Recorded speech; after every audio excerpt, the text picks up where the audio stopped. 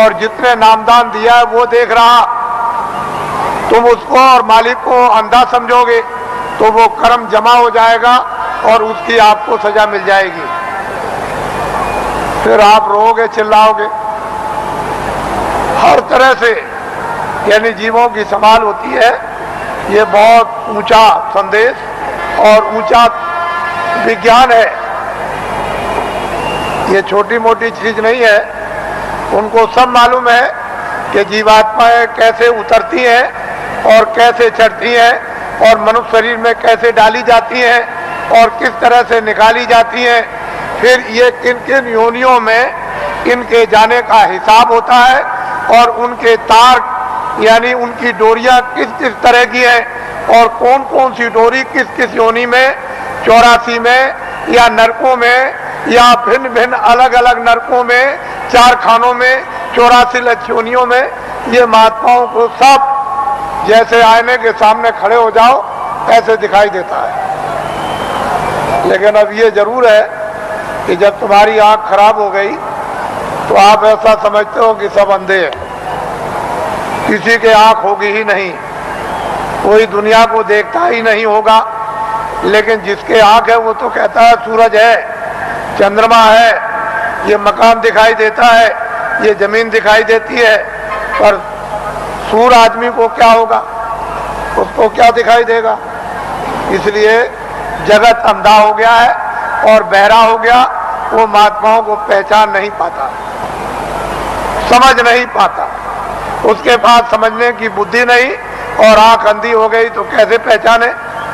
कहीं अगर उसको आंख में आंख हो गई होती, वो दिव्य नेत्र ज्ञान चक्षु खुल गया होता, तब तो उस नूर में, उस प्रकाश में पहचान लेता। तो हिंदुओं और मुसलमानों और सिखों और ईसाइयों, ये जाति दौलत, ये जलम जात की संपत्ति महात्मा फकीरों के पास सबकी है। जो भी इच्छा करे, हिंदू, मुसलमान, सिख, ईसाई, वो महात्माओं के पास जाकर के इस दौलत को ले आए, इस संपत्ति को ले ले। ये सबकी है, किसी एक की नहीं है। और जो इसमें भाव भक्ति करेगा उसको ये दौलत मिल जाएगी। भक्ति नाम किसका है? आज्ञा का पालन, और कोई भक्ति नहीं। भक्ति नाम कोई तस्वीर देखने का नहीं। तुमने मंदिर में मूर्त देख ली तो इसका नाम भक्ति नहीं, या तुमने गाना गा लिया, कोई प्रार्थना कर ली, इसका नाम भक्ति नहीं। जो महापुरुष आदेश दे उसका तुम पालन प्यार से करो, इसको कहते हैं भक्ति। यह है भक्ति। हमने राम को नहीं देखा, हमने कृष्ण को नहीं देखा, हमने तुलसीदास को नहीं देखा, हमने मोहम्मद साहब को नहीं देखा, हमने ईसा मसीह को नहीं देखा, हमने पैगंबरों को नहीं देखा, हमने योगियों को नहीं देखा, ऋषि मुनियों को नहीं देखा, तो आप किसका पालन करोगे? रामायण समझ में आती नहीं, गीता समझ में आती नहीं, कुरान समझ में आती नहीं। अगर समझ गए होते तो रहम ना आ जाता, फिर जालिम तो नहीं रहते, हृदय में दया नहीं आ जाती, निर्दयी तो नहीं रहते। लेकिन वो तो तुम्हारी समझ में आता नहीं। तो भक्ति नाम है आदेश का पालन। जो आदेश का पालन कर लेगा वो तो महात्मा बड़े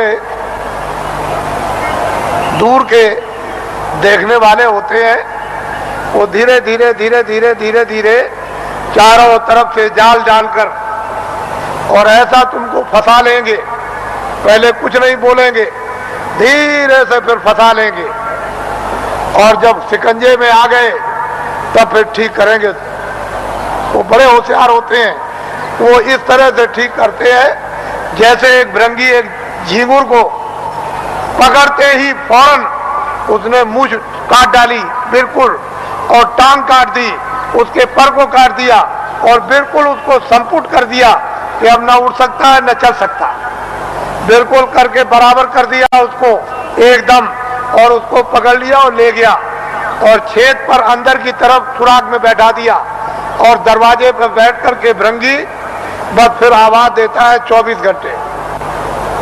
जब उसने भृंगी ने आवाज दिया 24 घंटे के अंदर, तो उसने अपनी सारी शक्ति को झींगुर में भर दिया, तो पर भी जमे आए, उसके पैर भी जमे आए, उसकी मूछें भी जमे आई, और बस 24 घंटे के बाद जो निकला तो फौरन उसने दूसरे को पकड़ा और उसको संपुट कर दिया।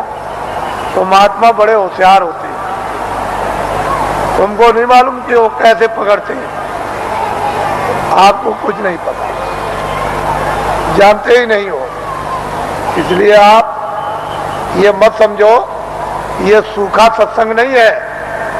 आपने कल देखा अपनी आंखों से कि 4 बजे से लाइन लग गई और सारी रात जाड़े में बैठे रहे, तो आपको ये जानना चाहिए कि सारी रात जगह एक तपस्या की, ऊपर से सर्दी थी और लाइन में धीरे धीरे बैठ करके खिसके हैं, धीरे धीरे आए और लाइन अभी तक लगी हुई है।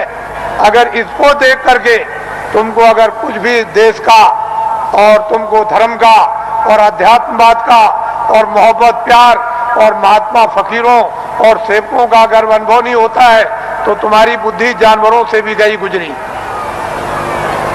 फिर तो मैं ये कहूंगा कि जानवर ही अच्छे, आदमी अच्छा नहीं। इस दृश्य को आप देखिए, इस दृश्य को वैसे मेरे पास ऐसा रास्ता है कि मैं 4 ही घंटे में इसको निपटा दूं, लेकिन मैं ये दिखाना चाहता हूं कि देवियां कैसी बैठी हैं, कतार लगाकर, पुरुष कैसे बैठे कतार लगाकर क्या इंतजारी कर रहे हैं और इस ठंडी में किस तरह से तपस्या कर रहे बैठे हुए हैं, ये आपको दिखाना चाहते हैं। ये महात्माओं का गोपनीय राज है। ये राज और रहस्य कुछ दिनों के बाद आपकी समझ में आएगा, अभी तो नहीं आ सकता। इसमें अगर आध्यात्मिकता का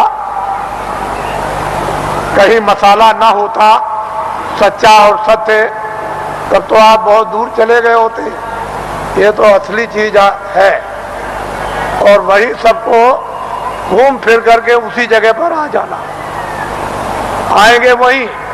वो रास्ता एक दिया जा रहा, अभी रास्ता और रास्तों के स्रोत अभी खोल दिए जाते हैं, तो चारों तरफ गली पूछे से और फौरन पगडंडी और सड़कों पर आकर और फौरन आ जाएंगे बिल्कुल। फिर आप देखिएगा इस दृश्य को, तो आप ऐसा मत समझो। वो कहते तो कुछ नहीं है, अगर कह दें कि तुम ये हो, तुमने सुबह इसको मारा, शाम को इसको मारा, इसकी चोरी की, इसकी डकैती की, इसका बुरा किया, इसका ये किया, तो 2 मिनट नहीं ठहरोगे। फिर तो 2 मिनट नहीं ठहर सकते हो, भाग के चले जाओगे। करे यहाँ तो सब कुछ खुल गया, यहाँ तो कुछ नहीं है। लेकिन वो धीरे से पोशीदा रखकर वो धीरे धीरे धीरे धीरे जब रास्ते पर ले आएंगे और बांध लेंगे, तो कहेंगे अरे बेटा, ये बच्चे तूने बहुत कुछ कर लिया, ये काम किया है। तब उसका होश उड़ जाएगा और वो अपनी जगह पर आ जाएगा। वो आदेश उसको मिलेगा, उसका पालन करेगा। उसका नाम है भक्ति। वाल्मीकि बदल गए, गंगा बदल गई, सदन कसाई बदल गए और बड़े बड़े राजे और जिम्मेदार बदल गए और डाकू और बदमाश बदल गए, बड़े लुच्चे और लफंगे बदल गए। महात्माओं के पास पहुंच करके बदल जाते और बड़े बड़े सिद्ध हो गए और बड़े ज्ञानी हो गए और त्रिकालदर्शी हो गए और जो इतिहास बना दिया उसको अभी तक कोई काट नहीं सका। उन्होंने लिख दिया मैं सबसे बुरा था, मैं सबसे पापी था, मैं सबसे गुनाहगार था और सब कुछ चिल्लाकर उन्होंने किताबों में ढनूरा पीट दिया। लेकिन यह है कि जिस महापुरुष के चरणों में गए उन्होंने उस सबको क्षमा कर दिया। उसके बाद में मसाला है, जड़ी है, औषधि है, बूटी है, उसको लगा करके और सबको धो डाला। तब उसको स्वच्छ और साफ और निर्मल और शुद्ध और पवित्र है।